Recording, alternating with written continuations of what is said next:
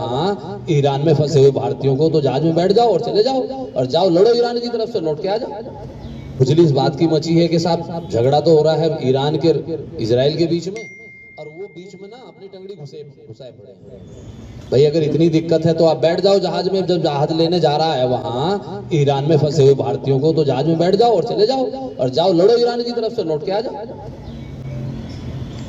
लेकिन किसी दूसरे दो देशों के बीच में झगड़ा हो रहा है और उस झगड़े का अगर हमारे देश में कानून व्यवस्था पर कोई असर पड़ेगा तो हम फिर इलाज करेंगे बहुत बढ़िया वाला। कहीं पर किसी भी प्रकार का किसी नमाज में, अलविदा की नमाज में या जुमे की नमाज में कोई भी किसी प्रकार के किसी देश के विरोध में, किसी के विरोध में कोई स्लोगन, कोई पट्टी, कोई नारा, ये नहीं होना चाहिए। हम हिंदुस्तानी हैं, हम भारतीय हैं, हम यहाँ सुकून से रह रहे हैं। दो देशों के बीच में, चार देशों के बीच में जो लड़ाई हो रही है वो उनके अपने अंतर्राष्ट्रीय मुद्दे हैं, वो जानेंगे उसके लिए। लेकिन कोई आदमी आए, साहब 10 आदमी खड़े होकर छाती पीट रहे हैं, हाय हाय हाय साहब ईरान को मार डाला, ईरान को मार डाला। अरे भाई इतना वो है तो चले जाओ ईरान, इसको जाना है। लेकिन ये चीजें बिल्कुल हम बर्दाश्त यहाँ नहीं करेंगे कि हमारे यहाँ आके कोई भी आदमी अपने देश में आके यहाँ कोई फिजा बिगाड़े।